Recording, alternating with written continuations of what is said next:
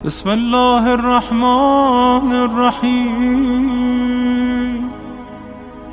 یزید سے حسین ایسے جیتے کہ خود یزید کا بیٹا اپنے باپ پر لعنت کر کے اترا۔ جی ایسے جیتے امام حسین۔ ادھر خود یزید کا بیٹا معاویہ، جس کو ہم کہیں گے رحمت اللہ علیہ، اس لیے کہ اس نے اپنے باپ کی جگہ پر بیٹھ کر ایک خطبہ دیا اور خطبہ دے کر ممبر سے اتر آیا یہ کہہ کر کہ میں اس جگہ نہیں بیٹھوں گا، اتنی دیر بھی اس لیے بیٹھا ہوں تاکہ میں اپنے باپ کا کارستانی بتاؤں، اپنے باپ کا جرم بتاؤں۔ بہت سے بچوں کو شاید یہ بات نہیں ہو، دہرانے کی ضرورت ہے بار بار۔ دادا کے نام پہ پوتے کا نام تھا یزید کا بیٹا معاویہ، وہ خطبہ دیتا ہے اور اپنے باپ کے جرم کا اعلان کرتا ہے کہ میرے باپ نے مارا ہے۔ آج 1400 سال کے بعد یزید کے کچھ بچے پیدا ہوئے ہیں جو کہتے ہیں کہ یزید نے کچھ نہیں کیا تھا، اور یزید کا اپنا بچہ کہہ رہا تھا جی کہ میرے باپ کے ہاتھوں پر اہل بیت کا خون ہے، میں اس کرسی پر نہیں بیٹھوں گا جہاں میرا باپ بیٹھا تھا اور تشت میں حسین کا سر تھا۔ اجرکم اللہ۔ سنی شیعہ نے لکھا ہے، یہ جو معاویہ ابن یزید کا خطبہ ہے وہ سنی شیعہ نے لکھا ہے۔ پھر خود یزید نے اقرار کیا جی، وکیلوں کی اور گواہوں کی ضرورت تو وہاں ہوتی ہے کہ جہاں مجرم اقرار نہ کرے۔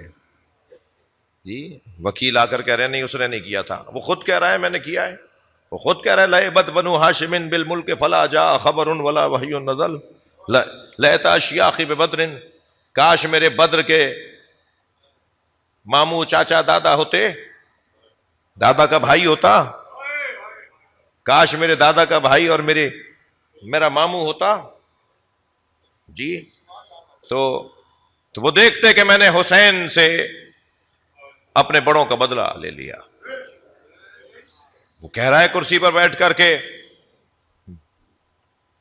کوئی وحی نہیں، کوئی قرآن نہیں، کوئی فرشتہ نہیں، کوئی قرآن نہیں ہے، کوئی اللہ نہیں ہے، یہ بنی ہاشم نے ایک اعلان کیا اور ایک حکومت بنانے کا رستہ نکالا، اور آج میں نے ان کے خاندان کو مار دیا۔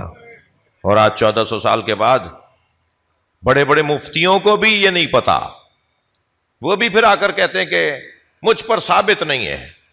جس نے یزید کے پیچھے جا کر کھڑے ہونے کی بات کی ہے نا، تو لعنت اس سے پہلے ان پہ گئی ہے۔ لعنت سے مراد یہ والی بے شمار نہیں ہے، یہ تو آپ نے محبت کا اظہار کر دیا۔ لعنت کا مطلب ہے برکتوں کا اٹھنا۔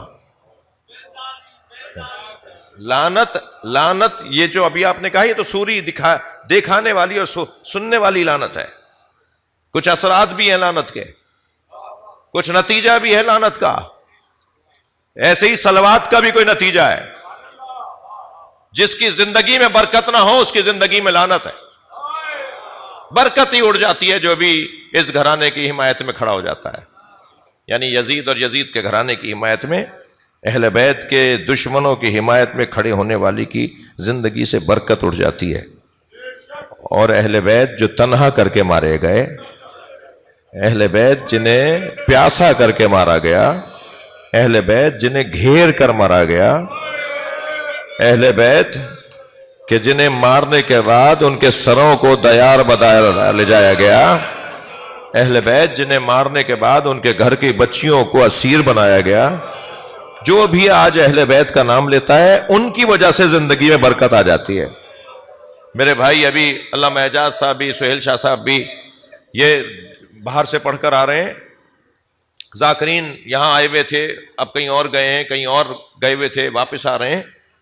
ہم دنیا میں اتنی عزت، اتنا احترام، یعنی لوگ ہمارے اوپر قربان ہوئے چلے جا رہے ہیں، اپنی ساری نعمتیں ہمارے حوالے کر رہے ہیں۔ ہماری آمد مولا حسین نے فرمایا تھا 1400 سال پہلے، راہوں سے رستوں سے ایسے ہوتی ہے، امام حسین نے فرمایا تمہاری آمد، تمہارا آنا جانا ایسا ہے جیسے بادشاہوں کا آنا جانا ہوتا ہے، لوگ اپنی نعمتیں تمہارے حوالے کر دیتے ہیں، یہ صرف ہماری وجہ سے ہے۔ یہ تم سے جو پیار ہے، تو جو بھی اہل بیت کے ساتھ جا کے کھڑا ہو گیا اس کی زندگیوں میں برکت آ گئی، اور جو بھی اہل بیت کے دشمنوں کے ساتھ جا کے کھڑا ہوا اس کی زندگی میں لعنت، یعنی چین، سکون، برکت ہی ختم ہو گئی۔